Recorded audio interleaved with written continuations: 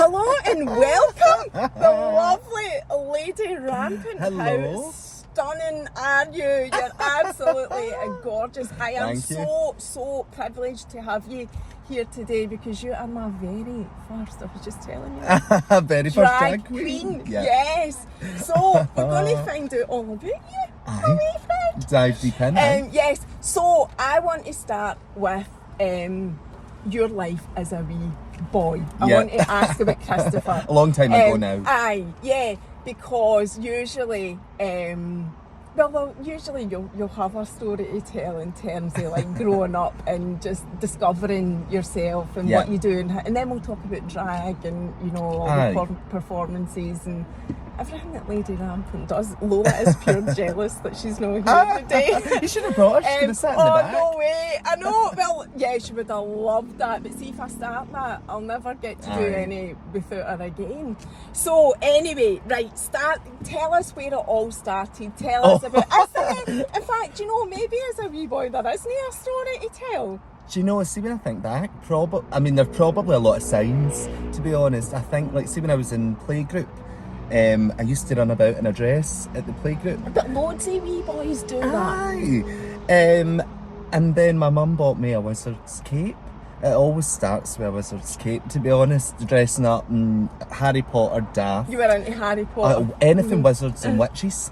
To be honest, it's probably a bad omen for all this. But wizards and witches, dressing up, all of that. And I always really liked just making folk laugh.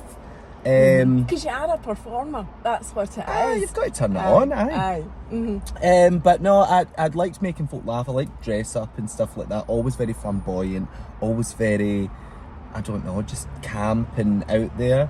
And then I think as I kind of went through puberty and got older, teenager, you kind of tone all of that down because you go to high school and, you're coming to terms with the fact that you're gay, so you don't want to draw more attention to yourself. Mm-hmm. So everything that's really special about you as a child, you sort of tone that down to try and blend in, to try and fit in, because then it's all eyes only on me, just tone myself down and that's it. Mm-hmm. And obviously that for me could only last so long. Yeah. So I would say probably, when did I come out?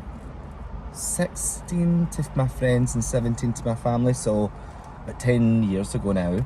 And that would have been 6 years of school, high school. So just as I was leaving school, coming back into myself and that, and then I've just got gayer as the years have went on. I've just got even gayer. We're going to get more gay as well. It doesn't stop here. I know. Well, I'm saying I know. I don't know. But so the drag, I want to ask you about that because I think there's a perception of what a drag queen is. Yeah. I think. And I don't think it is that now. Like everybody thinks of a drag queen as a man dressed up glamorous as a woman. But that's not what it is now. So explain to us, but that isn't what it is anyway. Explain to us what I'm saying now. Has it ever been that, really? What is it?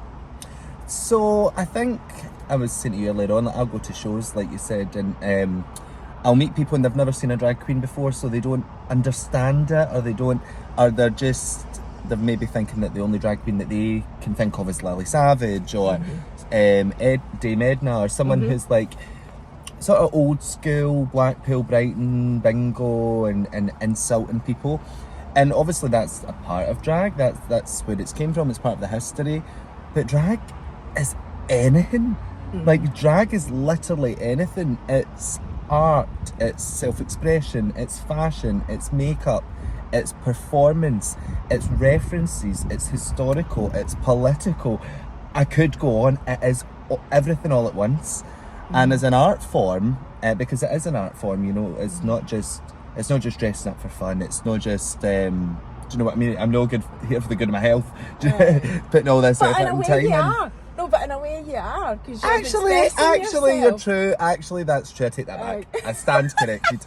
I take that back. But as an art form, it's anything you want it to be. I always say that, for instance, you wouldn't walk into the Louvre in Paris and say, well, that painting's valid and that painting's not valid. Both paintings. or do you know what I mean? Or Right. you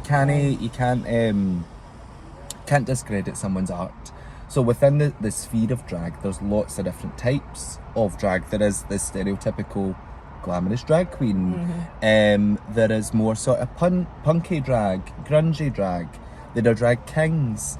There are drag things, drag aliens, club kids.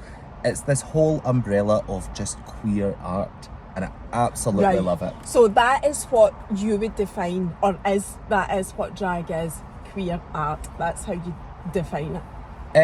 Yeah, do you know, it's actually one of these things that is very hard to define because it means something different to everyone.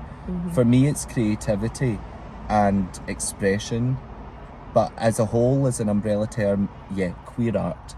But straight people can be drag artists as well. It's just got its history rooted in LGBTQ plus culture, and that being that sort of underground club scene culture, which is a lot of misconceptions about drag today, hence why we see a lot of backlash in the media with Drag Queen Storytime and Save the Children.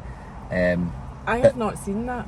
I see it all the time, every day. But I do know that the especially the trans community are getting a lot of what is the right word, hard time, whatever, from the media. And again, but that's another reason why we're here, because it's all about sharing stories and educating people on who the real people are. But I mean, it's real people that are these people that they're talking about. Do you know what I mean? I've seen in terms of the trans community, I think it was one of the UN commissioners, or there was a report done recently that the UK is one of the worst places in Europe for trans people to live, and it's due to our very toxic, very hostile media, and even politicians jumping on this bandwagon that now is mirroring the homophobia that we've seen in 1970s and 80s and so on. It's just that, but regurgitated towards the trans community. And you know, excuse me, I saw you doing a post, or you had said something in one of your posts about it feels like we've gone back 30 years.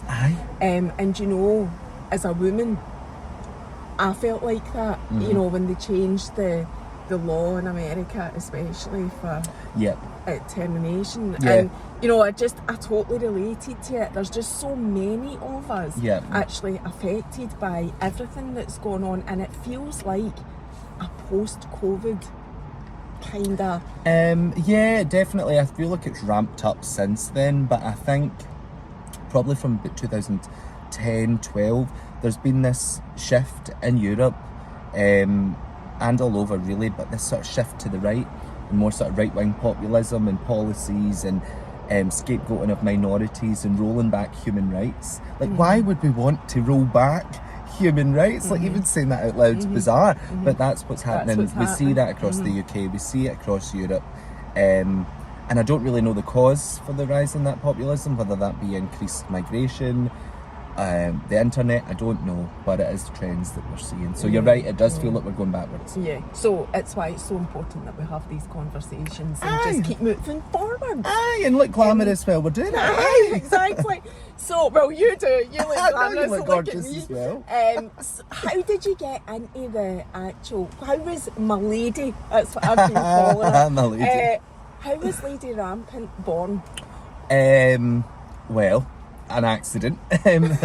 So, basically, when I first went to university in 2014, I went to the University of Glasgow, and I studied Scots law, and I went from a very working class background, secondary school in Ayrshire, and when I went to uni, I felt really overwhelmed because I thought everyone else was smarter than me, and just really in my own head. In terms of intelligence, is that what you mean? Like, a lot of self-doubt, a lot of imposter syndrome, a lot of uncertainty, like, oh my god, I've made the wrong decision coming to do law at Glasgow, which was at the time, don't know if it still is, the best law school in Scotland. Just really out my depth. And I came home crying, started crying in the library in Gret, all the way from Byers Road back to Ayrshire. I went and spoke to my mum and dad, said, I think I'm going to give up law, and I'm going to go and do costume design and makeup or something creative at college, because that's what I really liked in high school, was art and design. So my dad, very supportive and was like, yeah, absolutely, go and do that if that's what you want to do. My mum also very supportive, but she was like, you know, maybe you should just stick with law because you did get the grades and like you did really well for it, so why don't you try it? So I actually agreed with my mum. And that year for Halloween, I thought, right, I'm going to do, this was October time, 2014, and I thought, right, I'm going to do something creative for Halloween. I'm going to do a makeup look and all of that. And I think it was a skull or a zombie or something.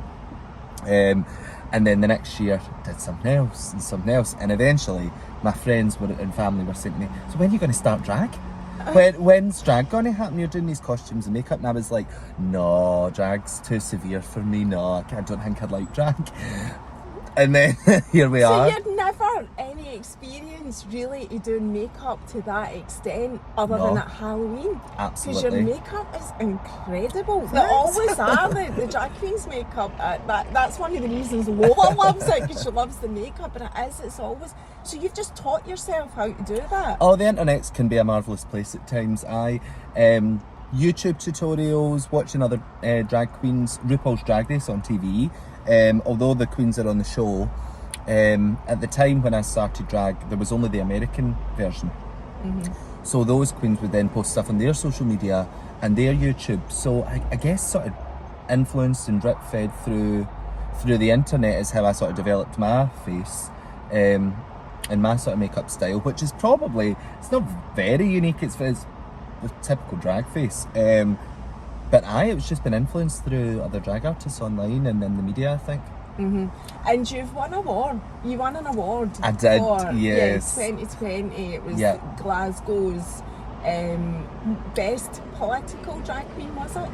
Aye, absolutely. And that's something like I was very proud of. Which is really where you've combined your degree with your art. Absolutely. Is that right? Yeah.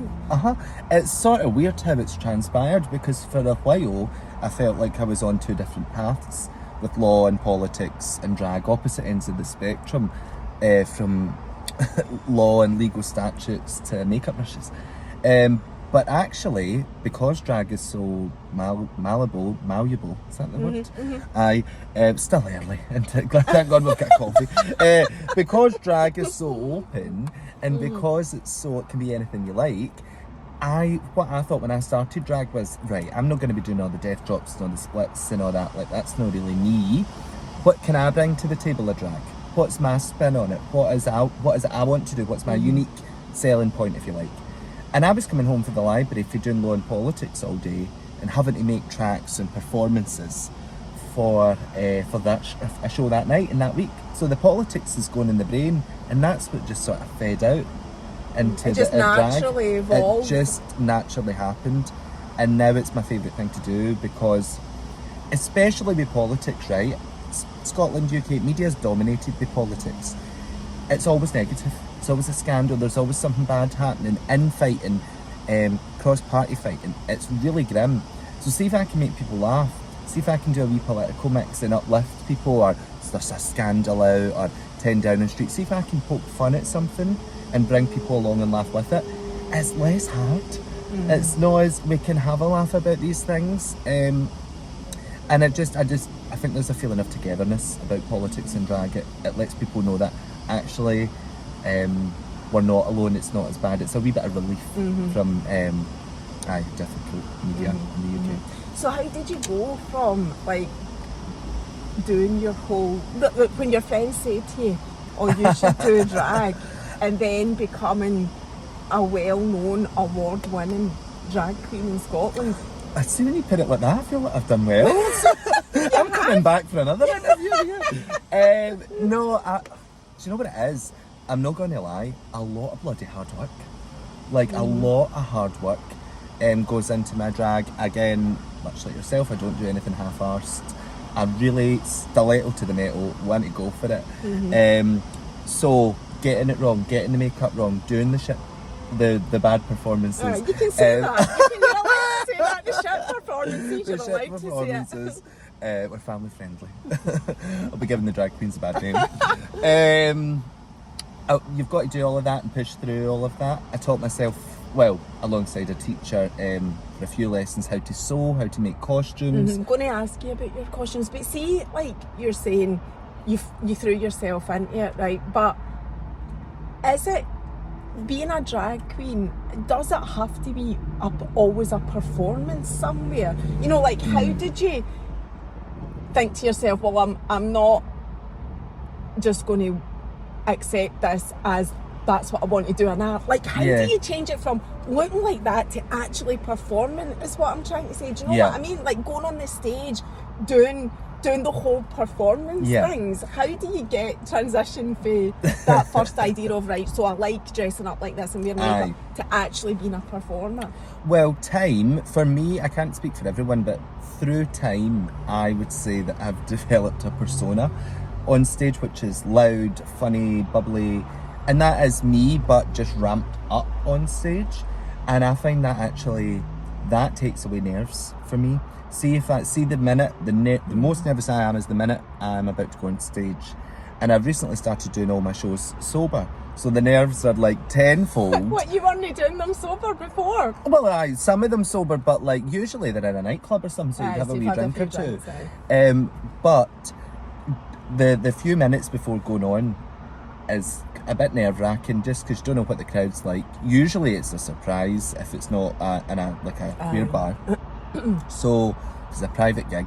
Being able to just switch onto a persona and that helps. You can serve your energy before and after, and then during you can turn it on. And it's a wee bit psychotic, if I'm honest, to be fair. But it helps. And it allows you to adapt between the two, and for me it takes away nerves, being able to be, oh hello, it's me, legend. All of that is a performance and as a show. Some of the best advice that I ever got in drag was, I said, oh, but they don't want me to do a lip sync, they don't want me to perform, they just want me to be there and mingle. And somebody said, oh darling, you're still performing when you're not on stage. And I was like, oh, that's so true. So that has sort of influenced me and has helped me just turn it on. And through time and hard work, it's evolved. Your question, I think, was how do you go from dressing up to being a performer? Because drag is a big, it's a sought after performance, you know, in nightclubs, like you say. So am I right in saying that most drag queens will go on to actually perform publicly? Is that, or is that not? Actually, probably yes. I would say the majority. Not everyone, because there are so many different types of drag. So a lot of people might be more fashion orientated. But performance just kind of part of the job. I wanted to do drag to be creative and look visually stunning. And I kind of fell into the performing because I had to, because it was drag and drag shows or performances. That was all brand new to me. Art and design wasn't, but performing was. So you had to kind of learn all that. But it's part of the job. It's just part of the culture. It's lip syncing is very much unique to drag, and it's something that we do. How did you get your first gig? Oh bless, and a really lovely queen in the Netherlands, who is also a redhead, by the way. Redheads are a different breed. We're all lovely, and I've yet to meet a redhead that I don't like. But a redheaded queen, I don't know, we just clicked, and she was like, do you want to do this show? Yada yada. It wasn't loads of money, but it was a booking fee. It was the first time I was being paid for it, which was wild. And she and got that was in. It just started there? Just started there. Just someone gave me an opportunity. And then you do that show, and you know, there's a lot of networking goes on, a lot of ass kissing to like sweet the people up, like, oh, can I do your show? In the beginning. And that's fine, because that's how you show support for other queens and kings and things that are doing it. But not now. And you had said to me you basically do 2 full-time jobs now. Oh, because I do. There's Christopher does his job, which uses, is that the right word, your law qualification. Yeah. And then there's Lady, who's here, Lady Rampant, who does a full-time job, full-time job performing. I know. It's what. Do you know what? I've not slept for 2018. Well, you don't look like it. You look amazing. Oh no, honestly, it's a lot. But I wouldn't change it. You enjoy it. And so you were telling me you lived in Amsterdam. I did, yes. So that's where I started drag. Is that why you went? No. So I actually did a master's in Amsterdam. So you went for the. I went for studying. Yeah, I did a master's in international and European law. But did you think at the back of your mind, I'll be able to totally cultivate my whole art here whilst I'm here doing this? Did you that think was preconceived, because also I was going out in the gay scene as Christopher for years, and at the beginning when folks start drag, they usually look a bit rough. Like, it takes a wee while to find your groove, right? It's very rare that somebody straight off the bat stunning. So I was like, do you know what? Nobody knows me in Amsterdam. And I actually was buying makeup in Glasgow to take with me to start, but I had this fear of starting in Glasgow in case I made a fool of myself, or in case it didn't go well, or just lots of personal issues. And then I started in Amsterdam, and it was like, oh well, bugger it. The trains started, and ever since then it's been great. But I would say the difference for me, I do feel at home doing drag in Scotland, in the sense that even though I was doing drag in the Netherlands, a lot of the stuff I wanted to do maybe wouldn't land the same way. So like a lot of stuff I kept for coming back to Scotland, like Scottish politics, Scottish humour, Janie Godley, Carrington Bar. Like you put that on in the Netherlands, they're going to be like, who the hell has booked that? So you just don't get our humour. We're the funniest people in the world. No, but Scottish humour is incredible. It can really unite a country.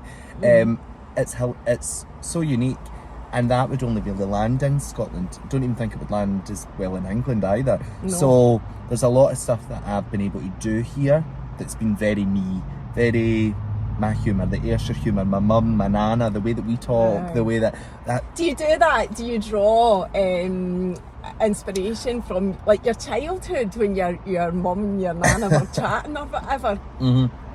It's funny because when I need to do a video or something, I always go, oh hello, it's me, Lady Rampant, right? So I start a video, and that started as a mistake. And I did it, and my friends laughed at me for that, like, oh, what are you doing and stuff, but it's caught on, so now everybody recognises it. And that came from when I was a wee boy. My mum's friends would come to the door and they'd all go, oh hello, they'd just like dead camp, dead flamboyant, the girlies on a Saturday night. We do that. That's a thing. Very that, and it, subconsciously, me watching that for years, when I had to speak to the camera for the first time, that's what came out. So absolutely influenced by my childhood, the Ayrshire. And I mean, Ayrshire's where it is. Ayrshire's Ayrshire. But I'm proud of being Scottish. I love being Scottish, and I try and put it into my drag where I can. And have you done any performances in Ayrshire, or have you been? Has Lady Rampant visited home? Aye. Well, the whole lockdown I was doing drag from my bedroom in Ayrshire, actually. Right. Usually folk leave Ayrshire and don't look back, but I have run for the house. But no, I do go back quite a bit. Have I done shows in Ayrshire? I must have. I can't remember what I did yesterday. But in saying that, anyway, the drag queen shows are always bigger in the cities. Because the venues are bigger and it's easier for people to get to and all of that. Larger LGBTQ plus population in cities. Yeah. So your costumes. Yes. Do you hand make all of them? Because I saw that you do your own. You need to tell me all about that. Aye. So no, I don't make. I don't make all of them. I would say I make about 75% of them, purely because it's cheaper. Like, to get costumes made, a lot of the stuff I wear is like custom couture by like a designer. A few of my friends will make something for me, but it is expensive, and to do that all the time, you couldn't keep that up. And drag is a visual art form, so you need to look different and fresh. And do you know what I mean? It's common to change an outfit in a show 2 or 3 times. Like in one show. So you've got loads of outfits. Loads. Oh my god. This? I did not make this, actually. I should have put something on that made. But no, I didn't make this. I can't remember where I got this. You bought it. Aye, I bought this, and see if I see something like in a shop or that, I'll buy it and I'll change it or I'll sew it, and I wouldn't not buy something that's off like the rack, but I'd try and change it, I'd try and drag it up a bit.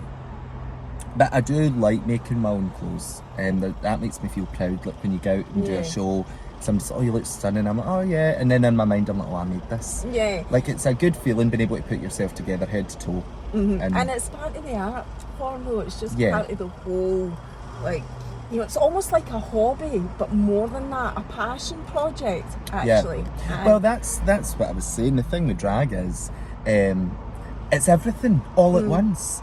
Right, and when you think about it, what we do, and what drag artists do is they're jack of all trades. Like they combine so many elements: hair, makeup, costumes, performance, music, all of it. Right, public speaking, hosting.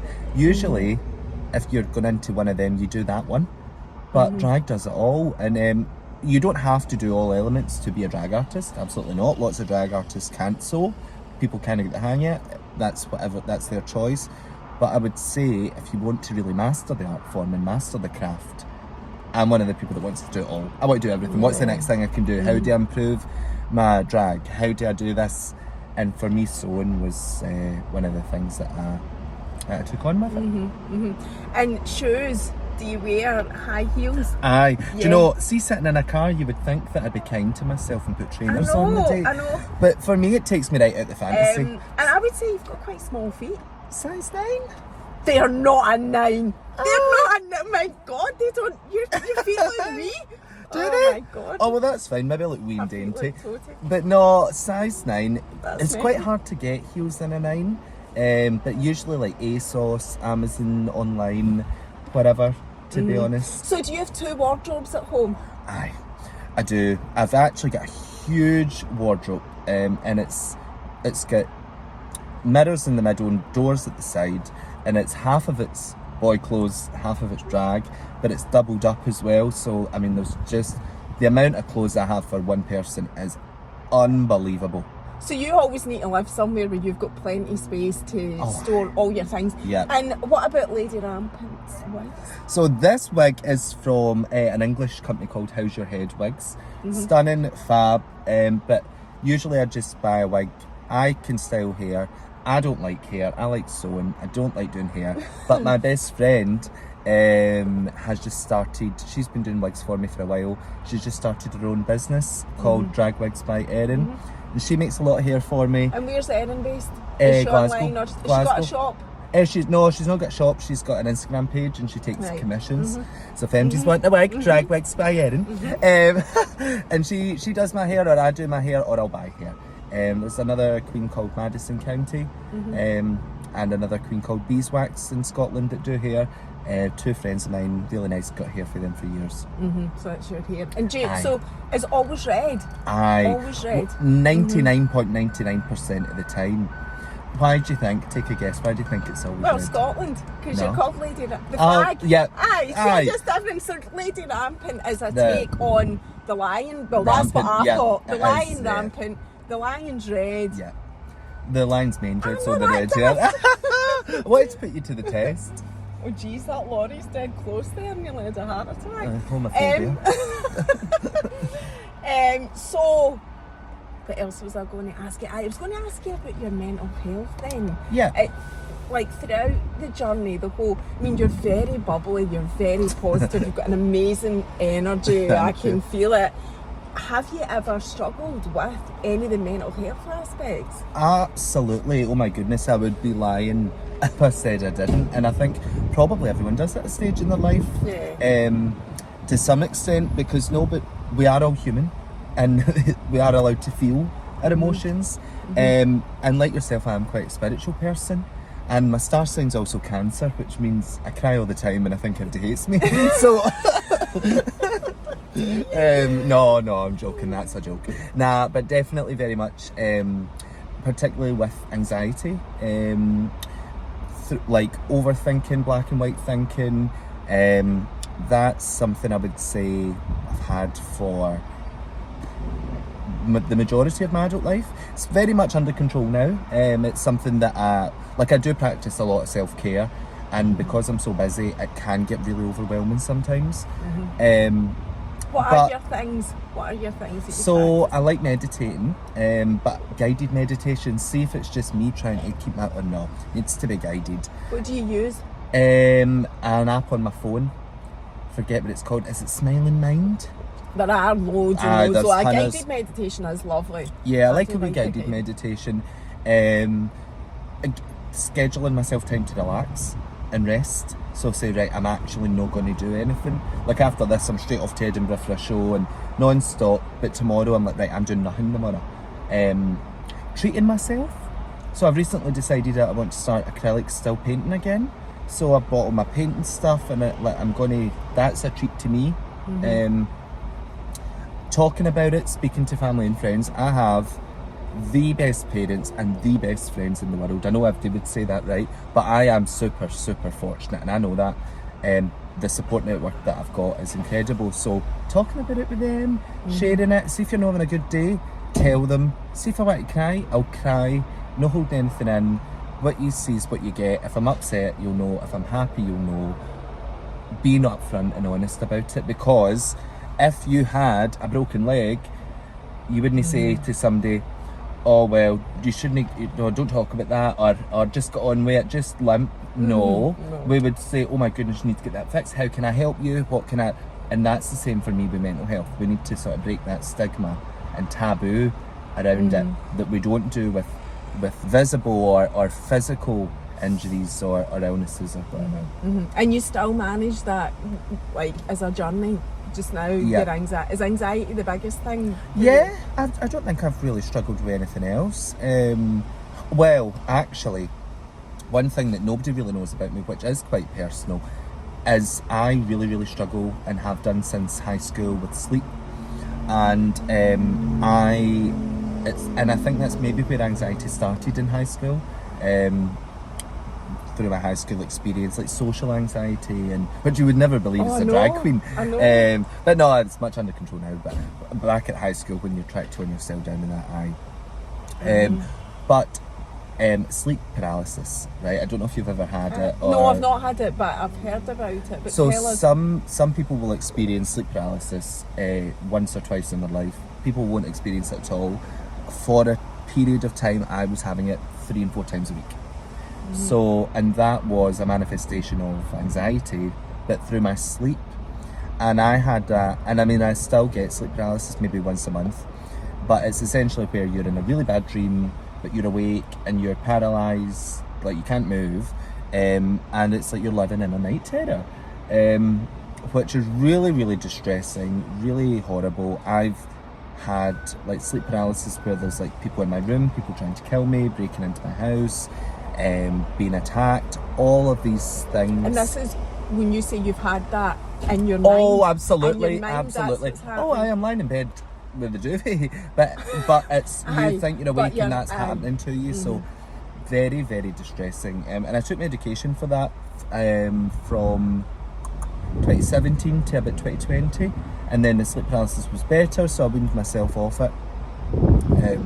But the anxiety and the sleep, but I wouldn't say, I do struggle with the sleep, but I'm so used to it because it's about 10 years now that I just kind of got on with it, because it's one of those things, I'm not in any danger at all. It's just mentally distressing, but it does have an impact in terms of tiredness the next day and stuff like that, which I've not got time to be tired. So, and you don't.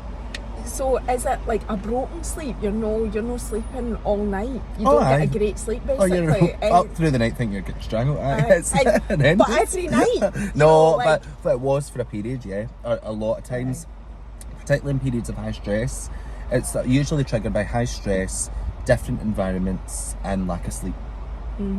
So I had it once in Barcelona in a hostel. My friend travelling, it was a 10-dorm hostel.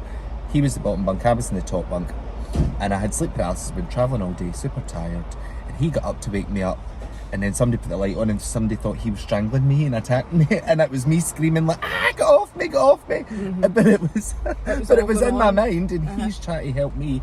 So I I mean, I do laugh about it because if you don't laugh, you're great. I know. So, see, calling it paralysis though, like, can you not move? No. Even though you're screaming. That's part of the thing. You're trying to move. You're trying to get away from the distress. You're trying to. It's all of that. Aye, but you can't move. No, you can jerk a wee bit and. But you just can't move. Freaking the sheets. But it is, Wes, you're making me laugh at all this serious stuff. Oh, sorry. Do you know what? Humour's a coping mechanism. So. Yeah, and I totally relate to that. I totally agree. It's not as intense anymore. Like the anxiety. Like I'm really coping really well right now, actually. So it's just better life practices. And a lot of people would maybe say to you, you know, getting help or reaching out is a weakness. It's actually a strength. See the amount of strength and courage it takes to ask, do you know what, I'd like a wee bit of help with this, and openly speak about it, because I would encourage anyone struggling to do the same. Why suffer in silence? You break your leg, you go A&E. So right, exactly. So the politics, how did you get involved in the politics side of it, and what do you do now to actively, what is the word, campaign? Actively campaign for LGBTQ plus, right? How did you get into it? My degree, I would say. Like my degree, and I guess law and politics go hand in hand. The politics usually comes first, the law comes after. I don't know. I guess it was just a little bit of feeling a little bit injustice, maybe, as being like a gay person. And feeling like I've been treated differently. I don't want anyone else to treat anybody differently. And then I've got hiccups. And then it's the ice latte. And then thinking, no, that's not okay to do that, or that's not okay to be sexist or misogynic or misogynistic even, or transphobic, or do you know what I mean? So probably my own experience mixed with law got me into it.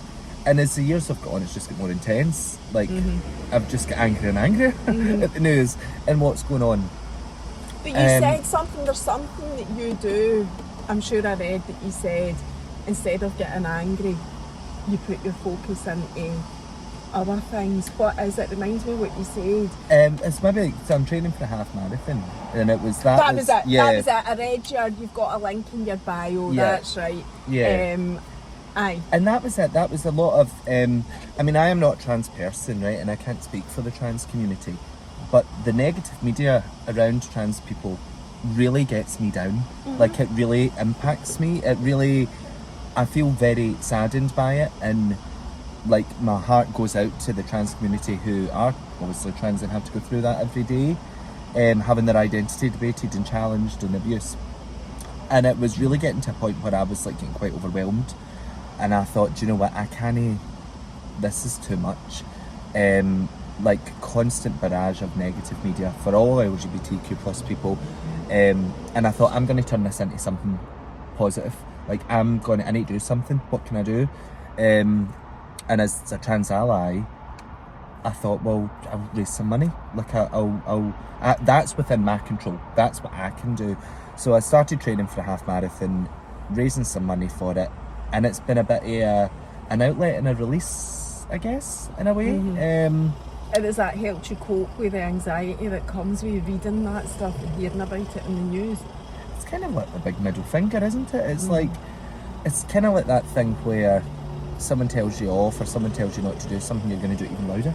Or you're gonna prove something wrong. So it's like, well, going to attack us, we're just going to fight back louder and better and bigger and be more visible and really be proud. The essence of pride is in direct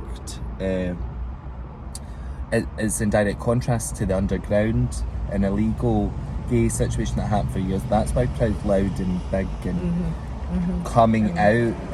So it's very much that for me, and it does help, and I'm happy to raise money for a cause that I feel passionate about. So tell us what it is that you're raising the money for. So the Scottish Trans Alliance, they are the national trans charity in Scotland. They do fantastic work, as all our LGBTQ plus organisations do, just to make Scotland the best place for trans people, to influence policy, and support for the trans community, and Yeah, they do fantastic work, and I just thought, well, I've done fundraising before for LGBT Youth Scotland, a tiny wee bit for Thai Scotland, the Thai campaign. So I was like, no, this time I'm going to specifically do it for the Trans Alliance, because that's where a lot of progress is still to be made in the LGBTQ plus community. As a white gay man, I have less barriers in society at present than, for example, a black trans woman. So there is a lot of work to be done, and it would be naive to say that there's not. Not just for trans people, for across the board, but particularly the trans community. It's where we need to sort of collectively focus our efforts. So I guess that was my reasoning, if you like, for choosing that charity. And it's a marathon, or is it a half marathon? Did you say? Half. Half Oh, I don't think I can even do that though. Aye. It's quite a lot. I know. Are you training for it? Because it's soon, is it not July? Aye, it is. It's 4 weeks tomorrow. Oh, I better get you better get your finger out, miss. No, but you know, it's good. That's good for mental health as well. Exercise is really good. Being outdoors. Don't get me wrong, my feet are killing me and I'm knackered after it, but it's good. It's positive. It gets me out. It gets me in at one with nature. I actually was out a run the other day and I seen this woman lying on the ground and I was like, oh my god, she's collapsed. Like me, fight or flight, pure triggered, running up, and I was like, you alright? And she screamed, she went, ah! And I went, ah! She was doing a bloody yoga. And I thought she'd earphones in and I thought she'd collapsed in the hard gravel. Oh no! So my peaceful run isn't always peaceful. It's always something. Just trying to help the poor woman out. She was having a yoga session. I've interrupted her Zen moment. So you're also, and I think you're also a feminist.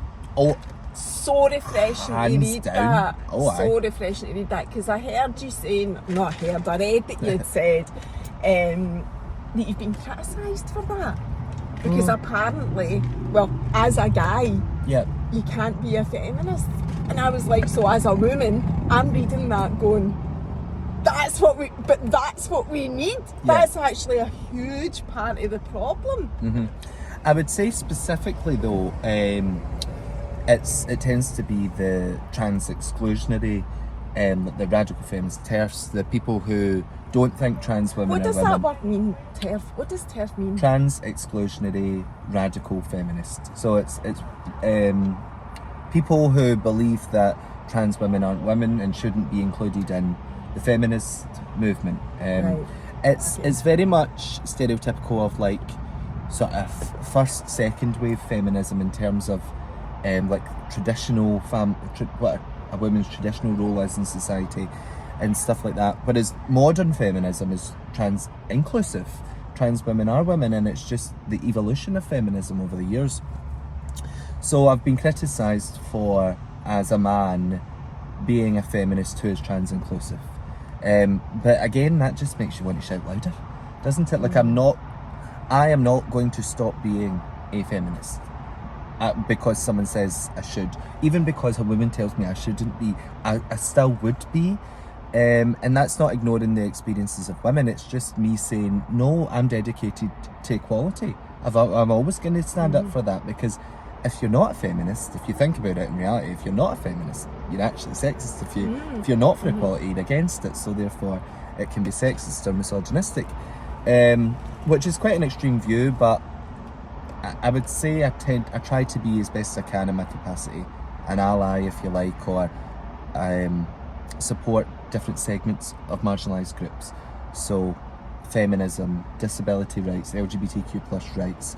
I work in, my day job is in anti-racism. So yeah, for me equality is not a pick and choose, it's that everybody type thing. No, I totally agree with you on that anyway. I think anybody that's fighting for any minority shouldn't be discluded for somebody's opinion, really, because that's what that comes down to. Anyway, I did just want to ask you that. I wanted to ask you about the TED thing that you did as well, the TEDx. Oh, I've done quite a bit with TEDx, aye, because I did a wee TEDx. I actually forgot to tell you that on the way here when you were asking me about how I started out doing this. So I did a talk, TEDx one in Cumbernauld in 2019. So I saw that it was at the university, and was that really how you graduated? Tell me how that whole thing came How together. did that happen again? So, no, I think they reached out to me. I think somebody knew of me and recommended me. Usually kind of word of mouth things happen. And then they reached out to me to host a show, be the host of different performers at a show. So I did that, did a wee talk on my life, and then hosted the show. Then also did some stuff with Pride, with them during Pride Month, different talks, different interviews, speaking to different drag artists, and so yeah. And two of them have since been on Drag Race UK. Oh, wow! They were on my panel. So yeah, it just by chance. Have you been on Drag Race UK? Oh no, we would know if I was. No, I have not. I haven't. No. Is that what you want to do? Do you want to do something like I don't know. It depends in future because I'm really happy with my job that I do, and I like doing drag on my own terms, and yeah. Do you ever experience any negativity in terms of your day job and your weekend job, if you like? Do you ever get anything? I doubt it my because work of are what you're fabulous. in. But we work in equality and anti-racism, so Right. no, it's not at all. Absolutely not at all. Never. And do you ever, like, do they ever cross over? As in, would you ever do a performance? Well, it's quite funny actually. One of our I'm not going to say it actually. Oh, But, no! Sorry. They usually don't cross over. They usually don't, in case somebody does a double take and thinks, I recognise them. Aye. And then they've maybe not known it's me in drag or something. Well, that was going to be my next question. Which I do take as a compliment, because if you can't recognise me in drag, then I'm obviously doing good makeup. Have you ever come across somebody that you've known as Lady Rampant and then come across them as Christopher and they don't know that, that they've not recognised you or anything like that? You never get anything? No. No, I'd say sometimes people ask to see a picture of me out of drag or something. If I know them, I'll say, or like if I know of them or whatever, I'll show them, but nah, I don't know. Do you know what? I meet hundreds, see through day job and drag, I meet hundreds of new people every single week. My memory is terrible. So you don't remember So them anyway? I can't, like, that's the thing with drag folk will come up, hi, how you doing? And I'm like, it's a lot of times, hi, yeah. No clue who it is. I've met them at show 2 years ago, but if they've not got to drag shows all the time, then they'll remember. But if I'm, do you know what I mean? Just by process of elimination, I'm not going to remember absolutely every single person. No, I just wondered if that ever happened where somebody like maybe go, oh, I recognise you, and then try to place it and whatever. So what are you doing for Pride this year? What's your plans? Oh, we're decked out. I'm doing quite a few shows, quite a few in Edinburgh actually. Edinburgh Pride is Saturday the 24th of June. So I'll be at that. I'm not performing on the stage that day, but I will be at that. A few shows at CC Blooms. There's I know you're down next to the Playhouse. Aye. Oh, yeah. One of the shows is I'm there on Tuesday night actually for their show Drag Lab Tuesdays. But there's also a show called Crack Fridays. And that's like the Edinburgh Pride closing party, if you like, at CC Blooms. There's a couple of queens doing it in Edinburgh, myself and a queen from Drag Race UK. So we're doing that. So will you take part in the actual parade? Probably, if I can get my bed in time, because it's a long day. When's the one in Glasgow? And you know, right, every year I miss that because there's always something that I can't go to. And this year's the same. My friend Erin, her brother's getting married in Dublin, so we're flying to Dublin Saturday 15th of July, and that's when Mardi Gras is the Glasgow Pride. So go along if you can. So, I'm going, I believe I am. I've said that I'll go with Jordan and the Thai campaign anyway. Don't make me jealous. No, don't make me jealous. But is there not one in June for Glasgow as well? My eyes, pure water in my I don't know. I can't. Is there not? Because there used to be.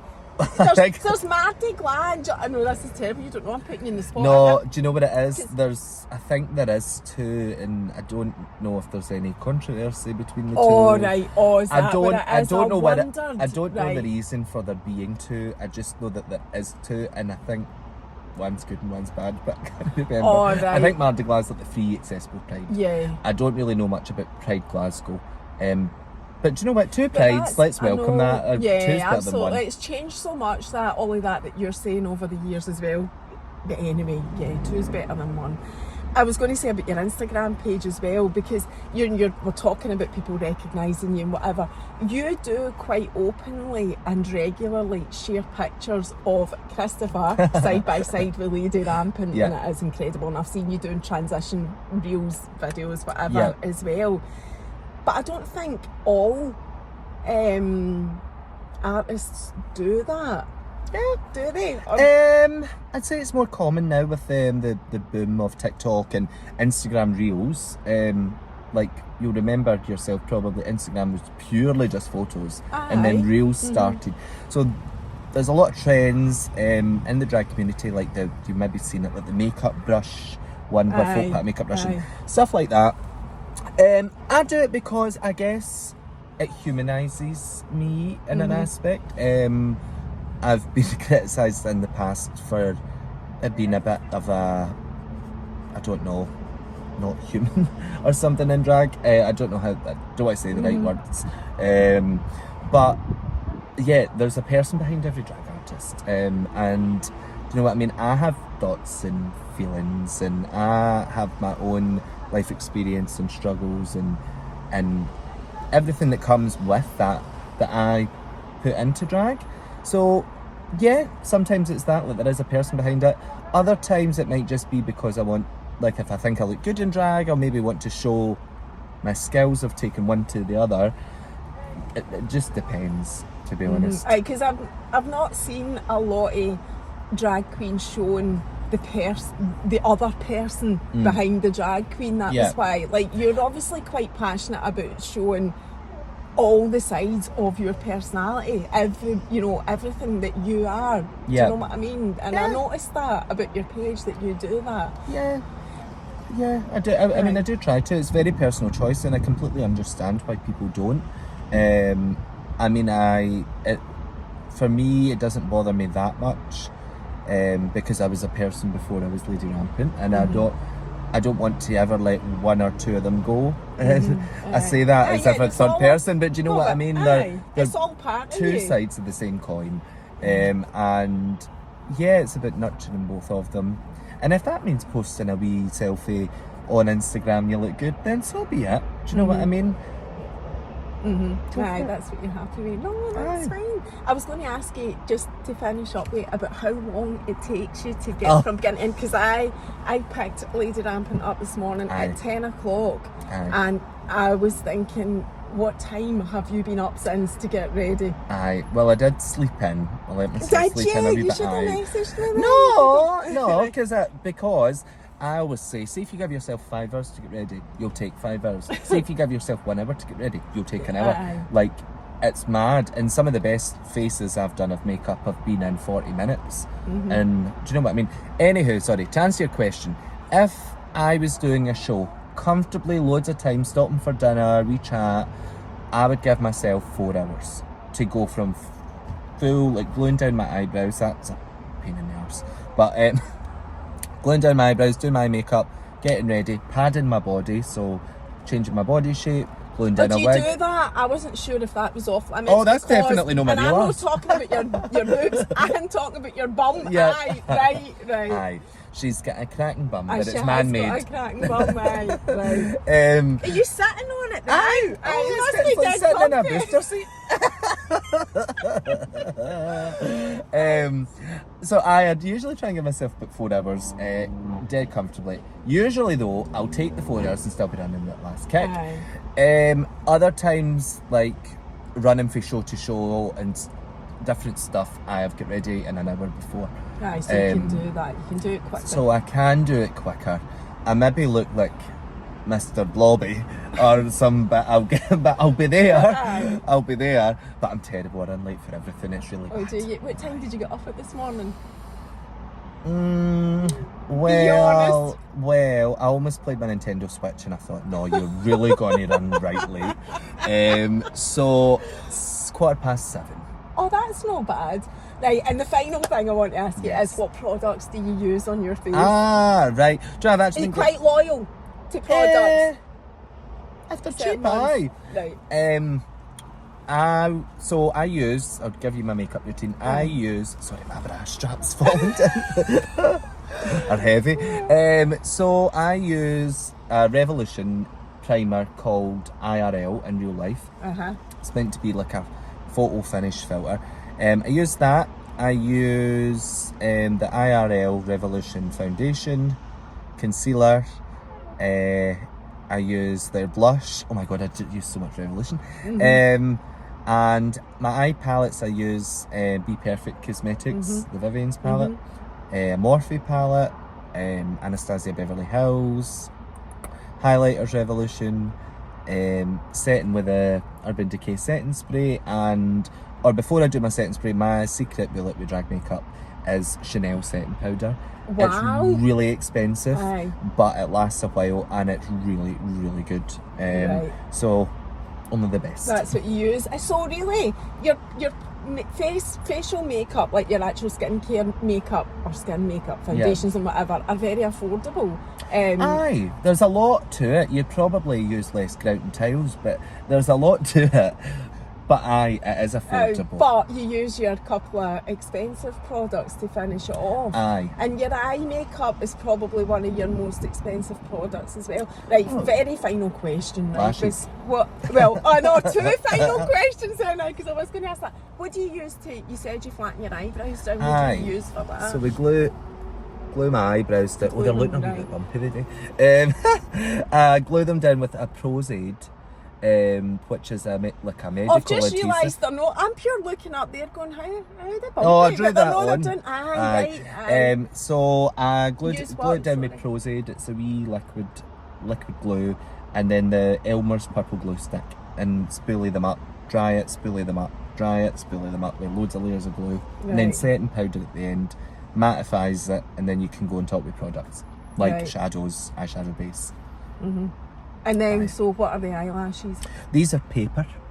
You're joking, aren't There's a queen in Aberdeen called She Is Sleepy, and she's fab as well. I actually started going to her for lashes because I entered her competition and I won a pair of lashes.